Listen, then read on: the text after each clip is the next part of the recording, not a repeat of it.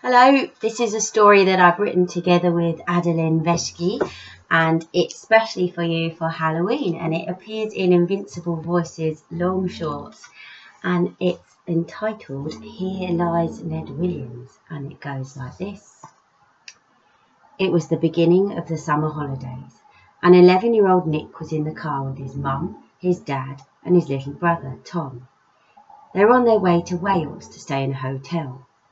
"Are we nearly there yet?" Tom whined. "I've told you 1,000 times now, we're halfway there. It's going to take us 3 hours at least," explained Mum. "Forever more like," mumbled Tom. Dad continued to concentrate on his driving. After half a day of staring out of the car window, the hotel finally came into view. Nick gawped at it in disbelief. "What sort of a place is this?" exclaimed Nick. The hotel stood on a large hill that was covered in dead grass. There was nothing else around. The building was black and ancient, as if no one had tried to fix it in years. It had an enormous broken chimney, and tiles were missing from the roof. Nick swore he saw a bat flying over it, but he couldn't have, could he? It was daytime. Cobwebs covered every corner and spiders dangled from the shutters.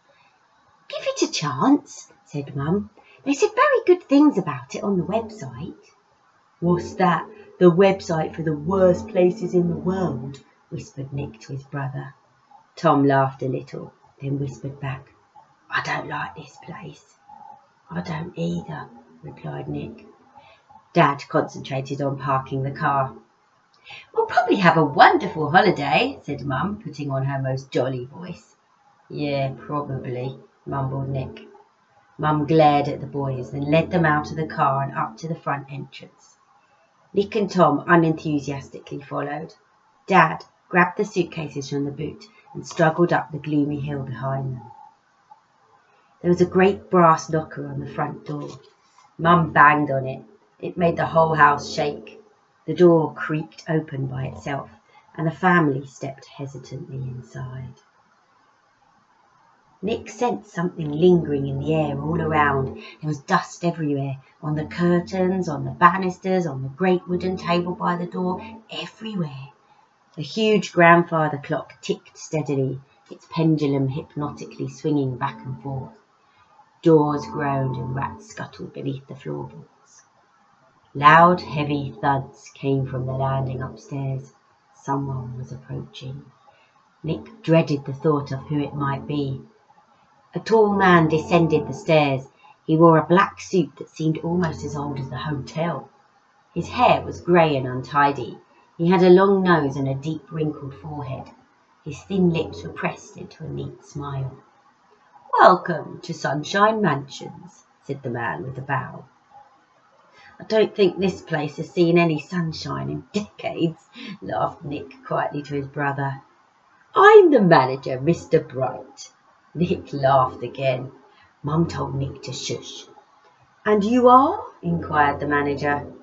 "We're the Smiths," smiled Mum. "Ah, yes, I have your reservation. We've been expecting you. Allow me to lead you to your rooms," said Mr. Bright, beckoning them with a bony finger. The bedrooms were as dark, dusty and gloomy as the rest of the hotel.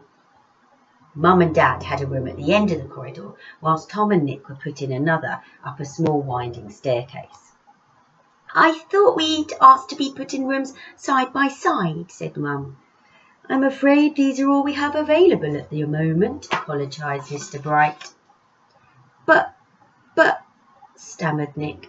Now, Nick, Mr. Bright is doing his best. Let's not be ungrateful. You're a big boy now. You'll be fine with Tom. We're only down the hall after all," said Mum. But that night, as Nick lay in his bed, with Tom snoring in the one next to him, he didn't feel quite so sure. There was a constant tapping at the window. Worse still, there was an old fireplace in the room, and every now and again soot would tumble down, causing Nick to jump. What if there was something hiding in the chimney? Also, Nick was sure he could hear footsteps along the corridor and up the winding staircase that led to his room. But it was the middle of the night. No one could be up and about at that time, could they? Anyway, there was no way he was going to get out of his bed to investigate. The next morning, the family were having breakfast together in the great hall. Stuffed beasts' heads attached to shields on the walls watched them as they ate. Mostly deer, but there was a rhinoceros head amongst them too. "This is lovely, isn't it?" said Mum, slicing into her slab of bacon. "Lovely?" spluttered Nick over his cereal. "This is horrible!" "And creepy too. I kept hearing noises all through the night." "I didn't," said Tom. "That's 'cause you were snoring your head off." Now, that's enough, you two," sighed Mum. "Let's finish up our breakfast and have a nice day out exploring the countryside." Tom ate his toast quietly. Dad buried his nose in the newspaper. Nick shook his head. No one ever listened to him. The following night, Nick heard the same exact noises as before, but this time they were louder. He'd always wished he were braver. Now was his chance to try and change. He decided to take a look. Quietly got out of bed, tiptoed across the rug, clasped the rusty bedroom handle, opened it just a little way, and peeped through the gap. At first, all he could see was dust hanging in the air. But wait, was his mind playing tricks on him? Or was that a white shadow lingering at the end of the corridor? As he moved closer, a head appeared out of the shadow. Nick did not scream. Not because he wasn't scared, but because he was frozen to the spot with shock. At least you're not running away in hysterics like the little girl in the bonnet did last week. Now, what was her name? Ella or Bella? Some such thing. Perhaps you'll be the one to help me, spoke the ghostly head, as it began to develop shoulders and then a body. Nick was lost for words. "I'm the ghost of Ned Williams. I've been waiting for someone to help me for years, since 1851, in fact. I was beginning to lose hope until you came along. You look like a fine young man in your pyjama suit." But who, why, stammered Nick. "What's your name, little boy in the pyjama suit?" "My name's Nick, sir," replied Nick, beginning to find his tongue, for this Ned Williams might have been an old ghost, but he was an amusing one. "Well, Master Nick in the pyjama suit, I want you to meet me here again tomorrow at midnight, and you'll need to bring a hammer and a chisel with you," instructed Ned. "But why?" asked Nick. "It's late now. I'll explain everything tomorrow night," he replied. "But where am I going to get a hammer and a chisel from?" asked Nick. "You'll find one in the manager's office, in the bottom drawer of his desk, but you'll have to wait until morning as his office is locked at night." "But he's not just going to give me his tools, is he? He's bound to ask what I want them for." "You'll have to borrow them without him knowing," explained Ned. "Steal them, you mean?" "I said borrow. It's not stealing if you plan to put them back later," smiled Ned. "But how will I do it without anyone noticing?" "Oh, don't you worry about yourself about that. I shall create a diversion," replied Ned. "But how?" "You do ask a lot of questions, young Nick in the pyjama suit. I think you need to worry a little less and learn to trust in things a little more." Nick nodded. His mum always said things like that to him too. "All right then, Ned," said Nick. "Good night." "Until tomorrow," said Ned, retreating back into his white shadow before disappearing altogether. Nick tiptoed back to his room and crept underneath the covers. Tom shifted about in the bed beside his. "Who are you talking to?" Tom yawned sleepily. "No one," said Nick. "You're just dreaming." Nick had just seen a ghost. He wanted to keep this big news to himself. Anyway, who would believe him? The next morning, whilst Nick and his family were tucking into their breakfast, Nick excused himself. "I'm just going to the toilet," he said. Nick sneaked over to the manager's office. There was the cabinet behind the desk that Ned had mentioned the night before. Mr. Bright was sitting in front of it, talking on the phone and writing notes the pen gripped in his bony fingers. How would Nick ever get past him? Just then there was a knock at the door. "You'll have to excuse me," Mr. Bright said to the person on the other end of the phone. He put down the receiver, stepped out of the office, muttering to himself, "Now who could that be, I wonder? We're not expecting any new guests today." Now was Nick's chance. His heart beating like mad, he rushed into the office and quickly opened the bottom drawer of the cabinet. There it was, a dusty green tool bag. Hurriedly, he unzipped the bag and scrabbled around for a hammer and chisel. Nick found the tools and managed to rush out of the room just before Mr. Bright returned. The manager was scratching his head, muttering to himself, "Why was there no one at the door? Pesky kids playing tricks, I expect." Back in the hall, Nick noticed out of the corner of his eye Ned hovering above the door. Ned winked at him, and immediately Nick understood that it was he who had played the trick on Mr. Bright. Ned went up to Nick and whispered, "Good work, my friend. Meet me in the courtyard tonight. Bring the hammer and chisel with you."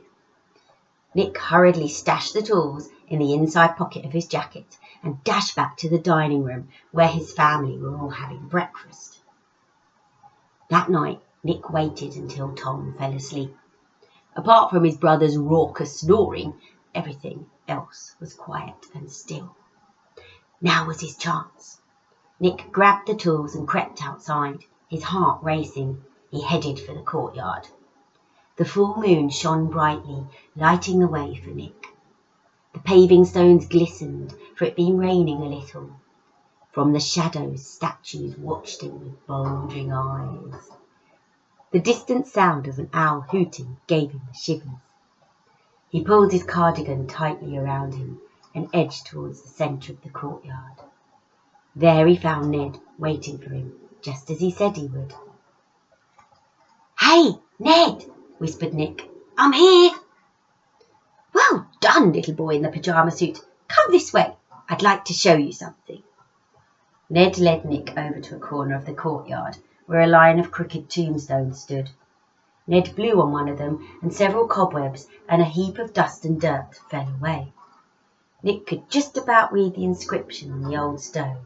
It said, "Here lies Ned Williams, 1791. "That's you, isn't it?" gasped Nick. "Indeed it is," said Ned. "But it's not finished. The date when you, passed away," said Ned, completing Nick's sentence for him. "Yeah, but it's not written on there, is it? You said you'd been waiting since 1851 for someone to help you. I think I get it now," said Nick. "Clever little boy in the pyjama suit," said Ned. "Many years ago, I used to be manager of this hotel," he went on to explain. "When I passed away, they laid my body to rest here. However, the stonemason suddenly left town before completing the inscription on my tombstone. He never finished off the dates, but more importantly, he didn't write the most essential words underneath." "What words?" asked Nick. "May he rest in peace, of course," said Ned. Nick's eyes lit up. "Now I understand. You need me to complete the stonemason's work." "Indeed I do," replied Ned. "I've been drifting around between two worlds, of yours and of the world of ghosts, since 1851. Only when the inscription is written in full on my tombstone will I be able to find peace in heaven." Nick set to work on the stone straight away. It was quite tricky, but he got better with practice. By the end, he felt very proud of himself. Nick and Ned looked at one another and smiled. "Will we ever meet again?" Nick asked. But Ned had already disappeared. Nick wasn't sure how to feel. Happy? Because Ned had finally found peace? Sad? Because he'd lost a friend? Or just plain baffled? After all, he'd befriended and helped a ghost in the space of 3 nights. Nick sneaked back to his room, dropping the tools off outside Mr. Bright's office on the way. As he lay back in the dusty old room where he'd once been so terrified, he no longer felt afraid. He'd wanted to be brave, and now, having helped an actual ghost, he truly was. For the rest of the holiday at Sunshine Mansions, there were no more strange noises in the night, or spooky feelings by day. And when it was time to go home, Nick actually felt a little downhearted. "It's a shame we have to leave so soon," said Nick as Dad carried their cases back to the car. "You've changed your tune," laughed Mum. "Maybe," he shrugged. "I told you they'd said good things on the website. Perhaps we could add a review online when we get back," Mum suggested.